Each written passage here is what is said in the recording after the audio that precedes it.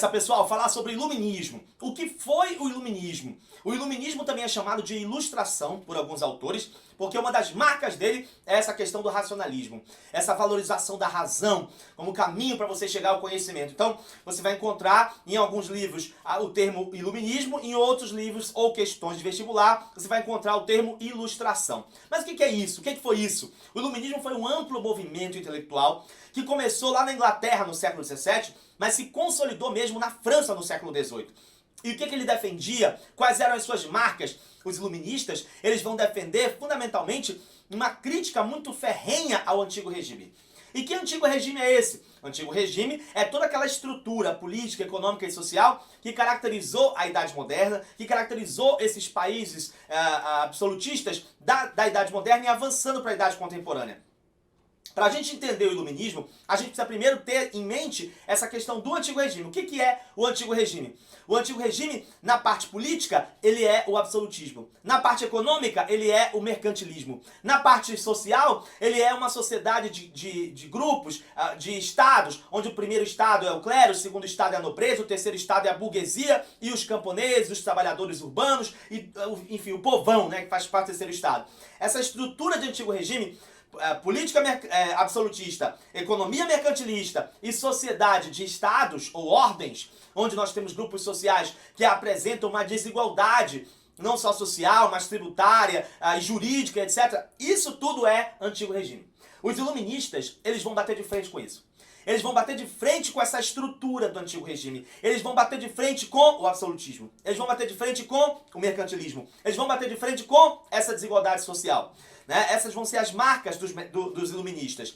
E aí, o que a gente tem dentro do iluminismo, nessa questão da Inglaterra no século XVII, como precursores do iluminismo? Nós temos alguns teóricos que eles são precursores das ideias iluministas. Eles estão lá no século XVII e vão lançar as sementes importantes para esse movimento iluminista se consolidar no século XVIII. Quais são os dois grandes precursores das ideias iluministas que a gente identifica lá no XVII? O primeiro deles é o René Descartes. O René Descartes é conhecido como o pai do racionalismo. O René Descartes ele vai propor mais do que nunca a razão como caminho fundamental para você chegar ao conhecimento. O René Descartes vai defender que o conhecimento advindo da razão, ele prepondera sobre o conhecimento que vem baseado na autoridade, baseado na tradição, né? Baseado naquelas verdades pré-estabelecidas e impostas para a sociedade. Então, o René Descartes ele vai defender um caminho de você rever, de você questionar essas realidades, essas verdades prontas. Você parte de verdades pré-estabelecidas e teoricamente indiscutíveis, né, esses axiomas, e você, através de um caminho de questionamento, você chega a novas verdades. Você chega a novos conhecimentos. Então você precisa desenvolver a questão do questionamento, né? Você questionar. Então isso é fundamental dentro desse racionalismo do René Descartes.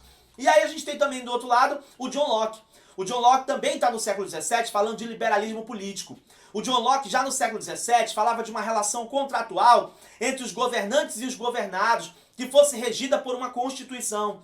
O John Locke, já lá no século XVII, falava dessa ideia da liberdade política, né, que as pessoas precisam ter. Então, ele também é considerado um precursor importante, né, porque ele lança os fundamentos, ele lança as bases do liberalismo econômico, do liberalismo político, do liberalismo político, que serão fundamentais dentro desse cenário do iluminismo. Então, século XVII, eu tenho René Descartes e John Locke, são precursores das ideias iluministas. Um é o pai do racionalismo, o outro é o pai do liberalismo político, que são fundamentos importantes para o pensamento iluminista, que a gente vai ver consolidado no século XVIII. Muito bem, dito isso, quais são então as linhas gerais dessas ideias iluministas? Quando a gente pensar em iluminismo, a gente vai pensar em quê? Primeiro, o iluminismo fala de liberdades, né? Liberdade política, liberdade econômica. Então ele está em contraposição à realidade do absolutismo do antigo regime, que é onde as pessoas não tinham liberdade política, né? O iluminismo, ele fala de tolerância religiosa. Então ele bate de frente com aquele poder tradicional da igreja, né? O iluminismo, ele vai propor uma revisão na parte econômica. O iluminismo, ele vai desenvolver linhas nesse sentido de questionar essas bases do antigo regime. E quais são os principais teóricos do iluminismo? Quando a gente vai para o XVIII, para o século XVIII, né, principalmente ali na França, quando o iluminismo vai se cristalizar, quais são os principais teóricos que a gente estuda e que a gente tem que ter em mente quando a gente estudar o iluminismo? Primeiro deles, o Voltaire.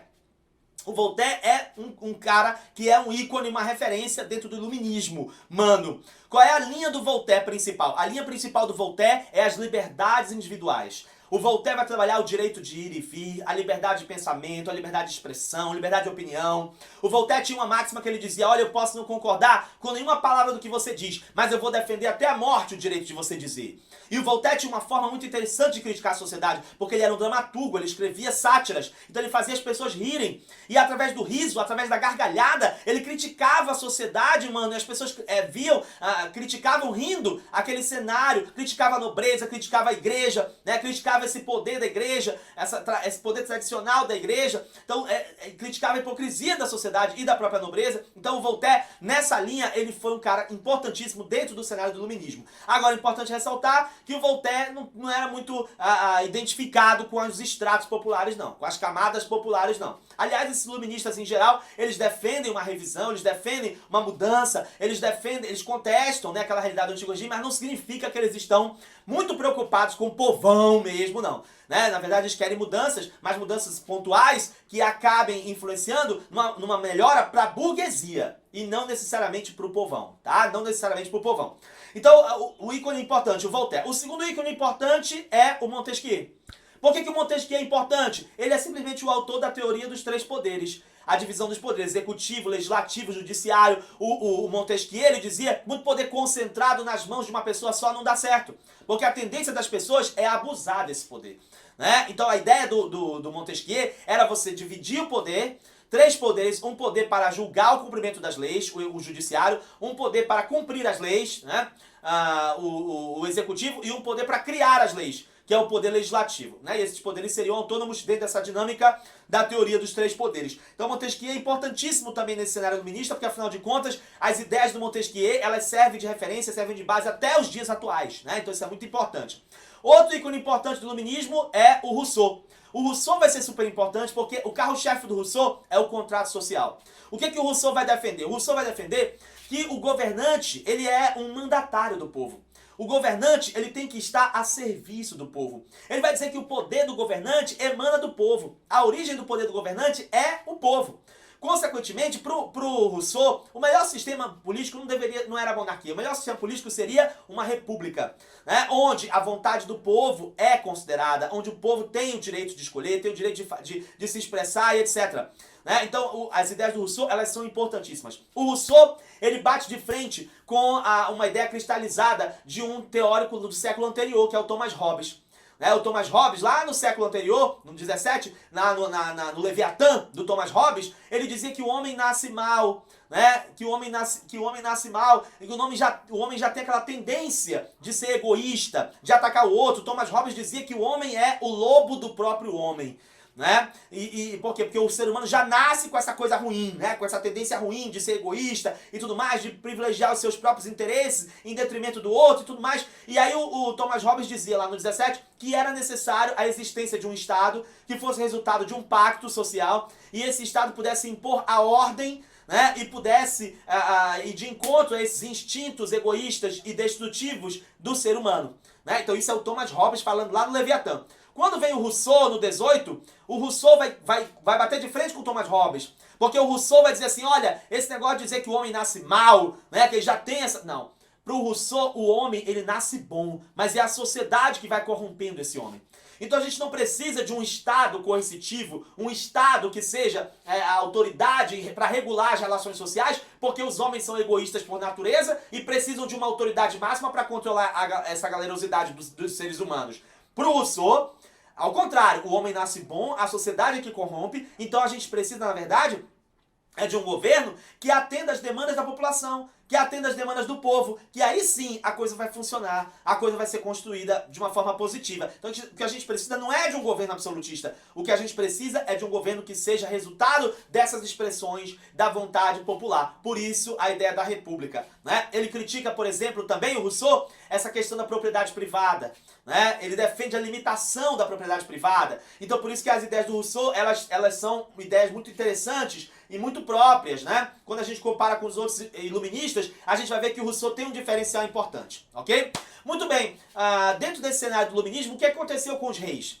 Essas ideias iluministas, elas batiam de frente com o absolutismo do rei, elas batiam de frente com a política intervencionista na área econômica, elas batiam de frente com aquela sociedade marcada pela desigualdade tributária, jurídica e social, etc. O que alguns reis fizeram? Alguns reis nessa época adotaram algumas ideias iluministas nos seus países, fizeram pequenas reformas, mas sem abrir mão da sua estrutura absolutista. E esses monarcas ficaram conhecidos como déspotas esclarecidos. Então o que é o despotismo esclarecido? O despotismo esclarecido é um fenômeno que a gente vai observar em algumas monarquias, nas quais esses governantes aplicam algumas ideias iluministas nos seus governos, fazendo pequenas reformas, mas essas reformas são reformas pontuais. Não significa que eles são iluministas de carteirinha, né? E acreditam 100% no iluminismo. Não. São reformas pontuais, nas quais eles vão ajustando uma coisinha aqui, uma coisinha ali, para manter o poder deles, mas sem mexer na base, sem mexer na estrutura, sem abrir mão do seu poder absolutista.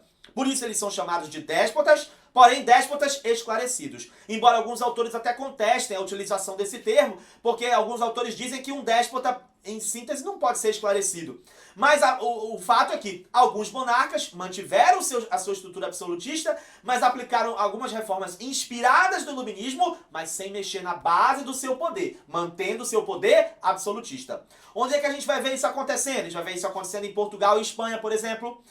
Portugal, a gente tem o reinado Dom José, que vai ter como braço direito o Marquês de Pombal. O Marquês de Pombal vai implementar algumas reformas importantes no país. A Espanha, a gente tem o Carlos III, que também vai implementar algumas reformas importantes. Tanto Portugal quanto Espanha vão mexer com a nobreza, por exemplo, né?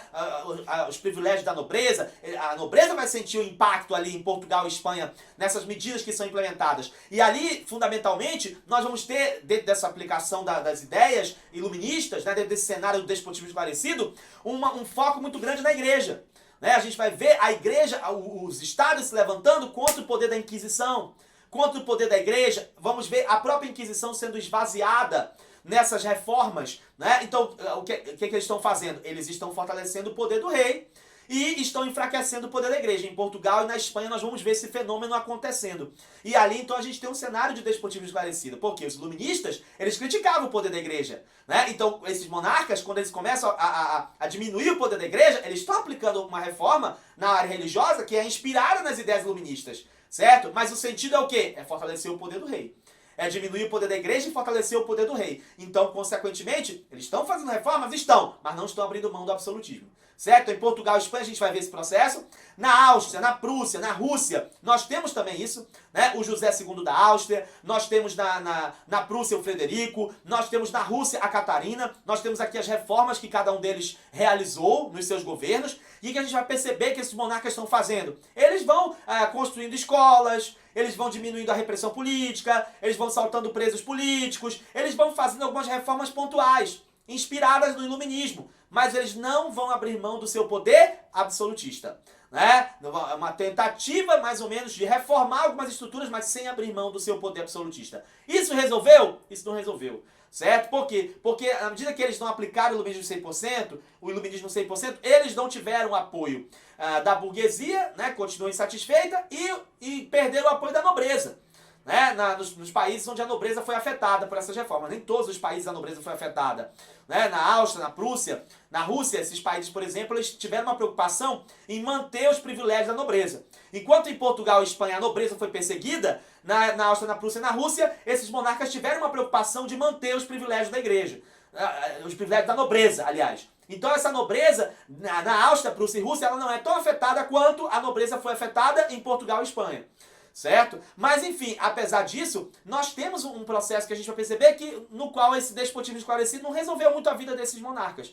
Né? Por quê? Porque eles não têm o apoio da burguesia, a nobreza também não está muito 100% concordando com essas reformas, e aí chega um ponto em que esses monarcas, das duas uma, ou eles são obrigados a voltar atrás nas reformas que eles estão fazendo, né? Ou eles acabam perdendo o poder, né? Acabam sendo destronados lá na frente, certo? Então, se era uma maneira de você tentar manter o poder aplicando pequenas ideias iluministas, reformas pontuais, não deu muito certo esse raciocínio dentro desses países, ok? Bom, então o iluminismo é isso, e é um movimento importantíssimo, fundamental, porque as ideias iluministas é que vão lançar as sementes, né, revolucionárias para grandes movimentos que a gente vai ver acontecendo No século XVII, as revoluções inglesas e principalmente no século XVIII, a independência da América Inglesa, a Revolução Francesa, as independências aqui das Américas. Enfim, a gente vai ver que as ideias iluministas foram um fundamento importantíssimo na questão intelectual para que as revoluções, as grandes revoluções pudessem acontecer naquele cenário, naquele contexto. E as ideias iluministas se espalhavam porque no meio intelectual nós tínhamos a realização dos saraus, os grandes salões que reuniam intelectuais para estudar as obras desses iluministas. E entre os estudados populares, essas ideias iluministas também se espalharam porque as pessoas faziam panfletos na época, né? Espalhavam panfletos nas tabernas, nas paredes, e as pessoas, mesmo que muita gente não soubesse ler, mas às vezes chegava lá, começava a ler, os outros faziam um círculo ali ao redor e ficava ouvindo o que a outra pessoa estava lendo. Então, no fim das contas, as ideias iluministas, elas se espalhavam tanto entre a burguesia, entre os abastados, quanto também entre as classes populares. E uma das ferramentas importantíssimas na divulgação das ideias iluministas foi justamente a enciclopédia. A enciclopédia foi super importante na época. Ela foi organizada pelo Diderot e pelo D'Alembert, e ela foi importantíssima por quê? Porque ela sistematizou grande parte dos conhecimentos da época, né? E ela não só sistematizou grande parte desses conhecimentos, como também ela passou, né, na transmissão desses conhecimentos, todo aquele ideário iluminista, aquela crença no progresso, né? Aquela ideia da necessidade de você questionar, de você contestar, de você rever as coisas, né? Então tudo isso você vai perceber que está presente ali na enciclopédia. Então a enciclopédia é fundamental não só porque ela divulga os conhecimentos sistematizados da época, mas ela é fundamental porque ela divulga também os ideais iluministas, as ideias, as crenças iluministas, né? Essas características do pensamento iluminista naquele momento. Beleza, pessoal? Então essas são as características principais do movimento iluminista. Vamos agora para os exercícios. Vamos nessa! Você vai digitar www.historiainloco.com.br e aqui no nosso site você vai encontrar o restante dessa aula e mais uma super lista de exercícios bem generosa sobre esse tema, para ajudar você a gabaritar qualquer questão que apareça numa prova sua sobre esse assunto. Aqui no nosso site tem também história geral, história do Brasil, história da Amazônia, tem a história toda do 6º ao 9º ano, tem uma coluna de atualidades e tem história para concursos. É muito conteúdo que está aqui te esperando, então não perde tempo. Digita www.historiainloco.com.br. Esse é o seu site de história, o site que trabalha para fazer você gabaritar história.